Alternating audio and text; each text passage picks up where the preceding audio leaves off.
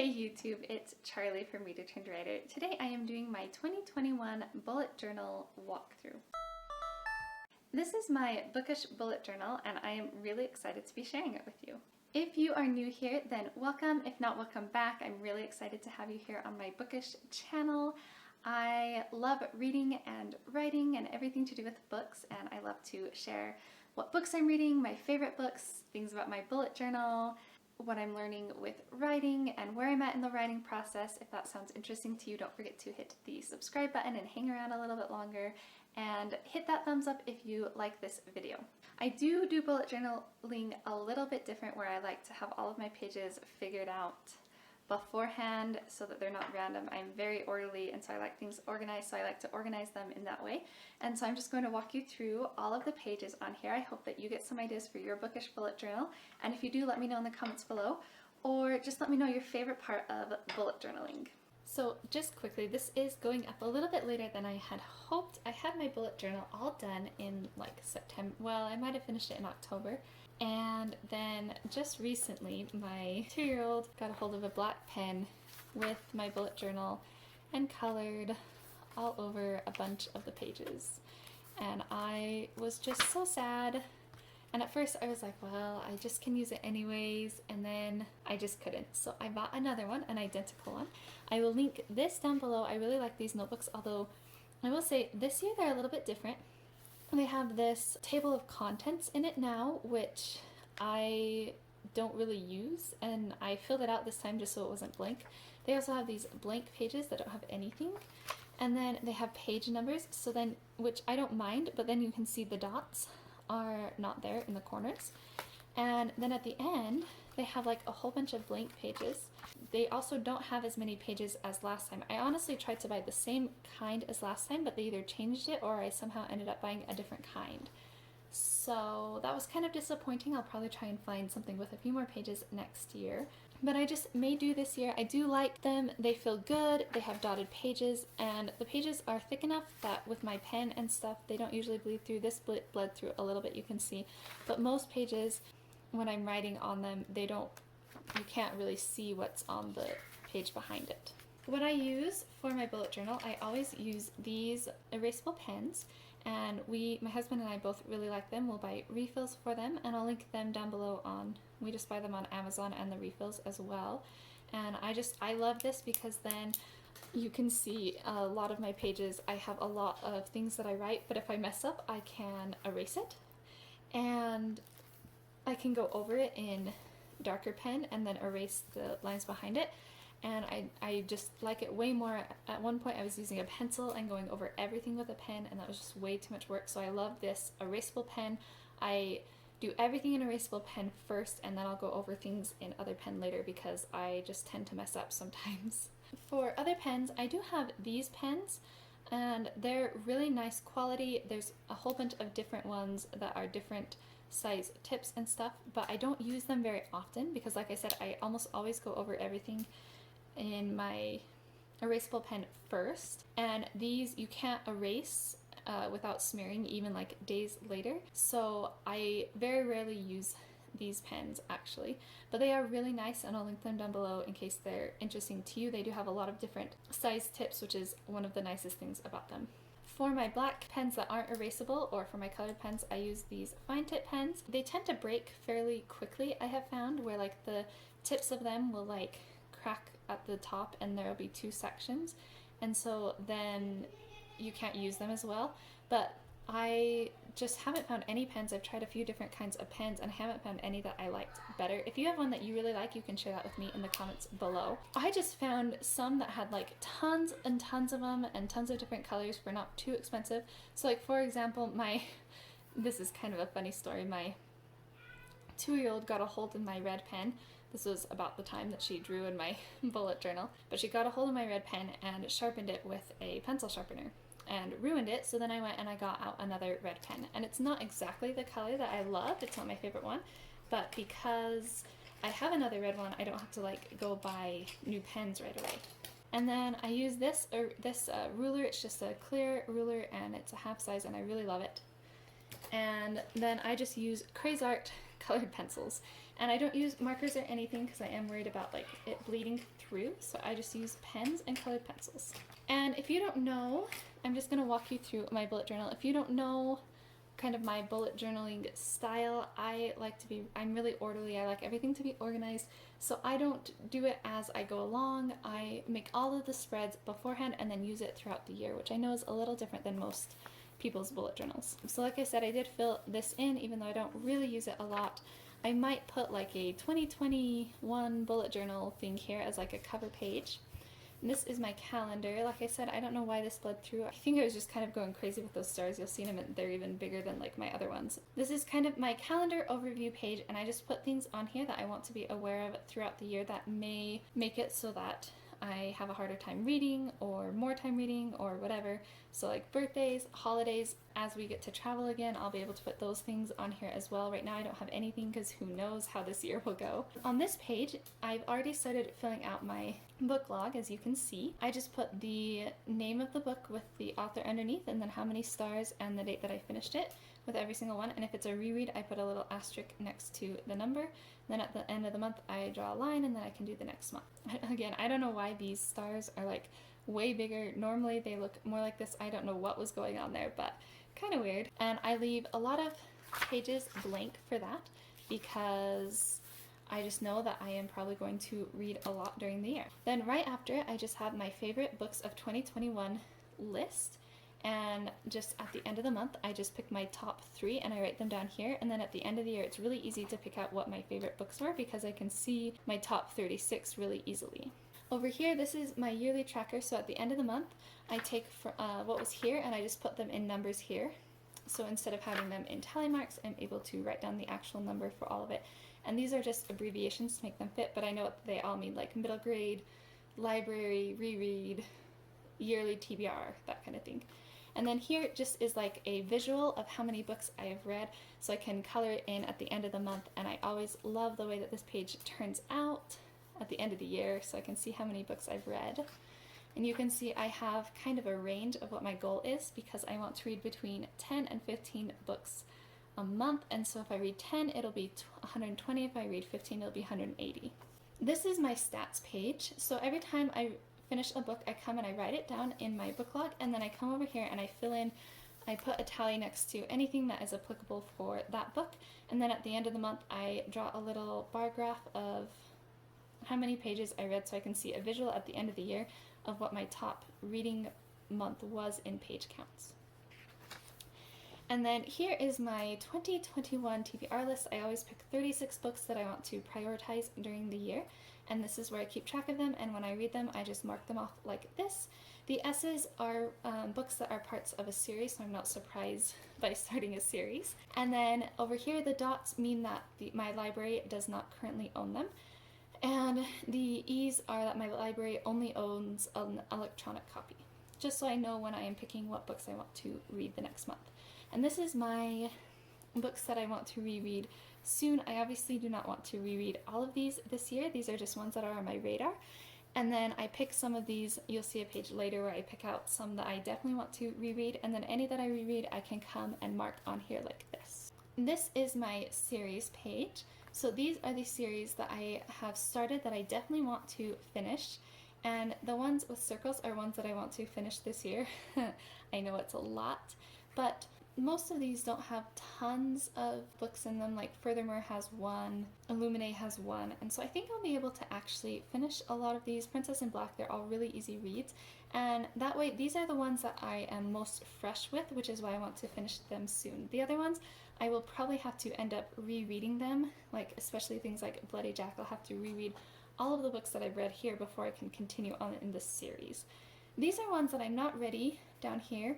I'm not ready to let go of them, like to take them off my radar, but I'm not 100% sure that I actually want to continue in them. So I keep them down here off of my series that I definitely want to finish. And then these ones are ones that I am in the middle of, but that not all of the books have been released yet. And the ones that are marked in like this, those are the ones that aren't out yet. And then if one comes out, like this year, one of the Skyward books is probably coming out, then I'll just color over that pen if I end up reading it. And some of these you can see I'm not actually all the way caught up yet on them. And then these are ones that I have on my radar that I really want to start reading. I'm just trying to clean out some of these first so I'm not in the middle of too many series at once. This is my classics page. So on this side, these are classics that I am keeping an eye on that I really want to read pretty soon. These little circles are the ones that I would love to get to this year.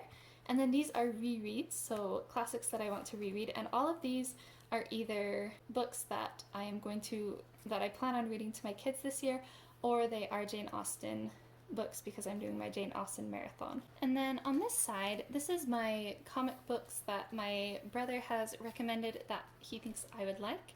I am planning on reading a few of them this year. I don't read a lot of comic books and graphic novels, but I do like to kind of dip my toes in, I guess. This page is just my page where I keep track of the new releases that I know about, and I like to keep track of releases that I haven't read yet from the previous year as well as ones this year, and I've tried to make it really easy at a glance to see when each one is coming out, so I've color coded it. I have color codes through all of my bullet journal. I kind of forgot to mention that. This overview just shows which color is for which month, and so that just helps me to keep track, so when I'm marking things off I can have a color like I marked this off for January because I read it in January kind of thing. And then on this side, these are the homeschool read-alouds that I would love to read with my kids. These are the 12 that I've kind of chosen to try and focus on. Some of these other ones, like these ones at the bottom and the side here, are the Princess in Black books, and I really want to read those with my kids this year and stuff. This is a totally new page, Near Future Reads.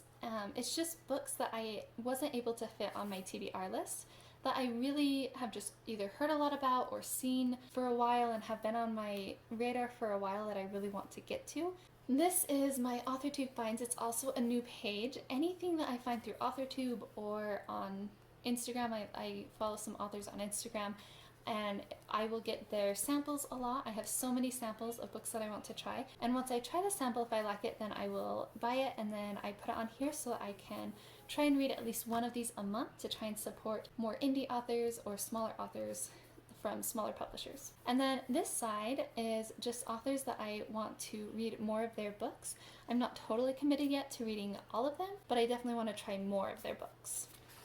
And then this section is one of my favorite sections in my bullet journal, and these are authors that I definitely want to read all of their books, and the ones that are marked with read already are ones that I've read previously, and then as I read books here I can mark them off and I can just see the progress. So you can see I probably won't finish reading Agatha Christie's books this year, but I can read a few throughout the year, and then every year I'll get a little bit closer to reading all of her books. But some I'm really close, like Marissa Meyer or Jessica Day George, I'm a little bit closer. And J.R.R. Tolkien, it looks like I'm close, but the Silmarillion is a really daunting read. So yeah, those are the authors. And then this is my author collection. I haven't actually decided what I want to do with it yet, but somehow I want to put the authors that I've read all of their books on here.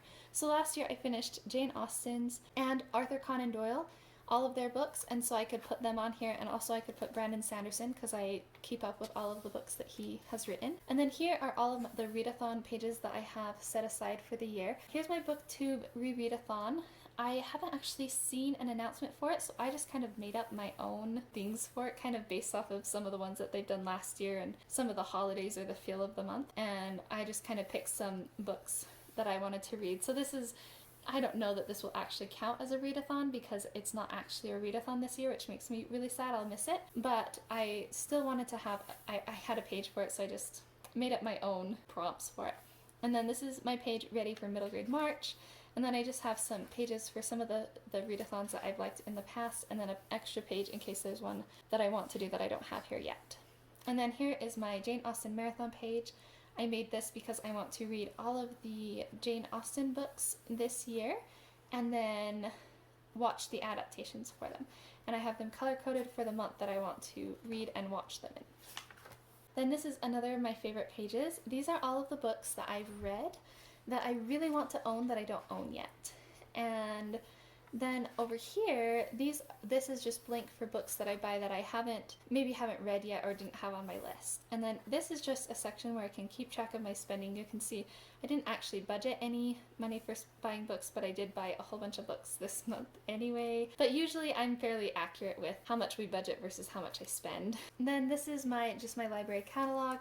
I just write down the books and when they're due, and if I renew them, then I can write down the due date again, check mark for when I return them, and mark them off when I've read them. This is a page where I keep track of writing and booktube goals and stats and things. Some of these are weekly and some of these are monthly, so you can see some of the ones that are weekly I've started filling in, so I keep track of my word count each week. Then at the end of the month I can put it here, and then I can just write down which craft book or what I'm using to learn, like if I was taking a course or something I could put it here. This is just things that I'm using to learn, so this month I'm reading magic words. And this is just to keep track of my writing group if I meet with them, and if I upload to my writing group I can put a check mark. This is just to keep track of what project I'm working on this month with writing. And then over here I keep track of my blog post and my views. This is a personal blog that I have. And then here I can keep track of each month, how many videos I upload in each category. And then here I can put my total uploads and how many subscribers I have at each month. And then this is for Instagram, how many total uploads and how many followers. And then this will be for Instagram for the different categories. So like on YouTube I might post a vlog video, so I could put 1, and then I might post 2 booktube ones, so I could post 2, put 2 there. And then this is my writing streak, so at the end of the month I can just color in which days I read. I keep track of it on my phone as well. And then these are the different goals that I'm working towards, so as I reach them I can color that in. And you can see I've marked off some days. This is Christmas Eve, Christmas, and my birthday, when I've decided I don't actually want to write that day. And then this is just some notes for writing, and here's where I keep track of like notes and ideas for the different areas that I do bookish stuff. And then here I can write down some notes for my target audience for both my novels and my YouTube channel. And then here are some, just if I ever have ideas of how to make my next year's bullet journal better, then I can write it down here. I'm going to have to change this to 2022 bullet journal ideas. And this is a page that I fill out. Usually I do it at the end of the year, but I could do it monthly, where in the color of the month that I read the book I can write different quotes, favorite quotes from different books here, and the page ends up looking really cool. Here are my reading goals and writing goals, pretty straightforward.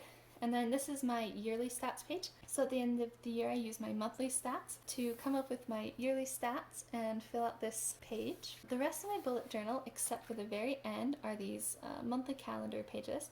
But at the very end I just have my gospel study plan, and this is just which scriptures I want to read and some different things that I want to do, kind of goals that I have for the year for gospel study.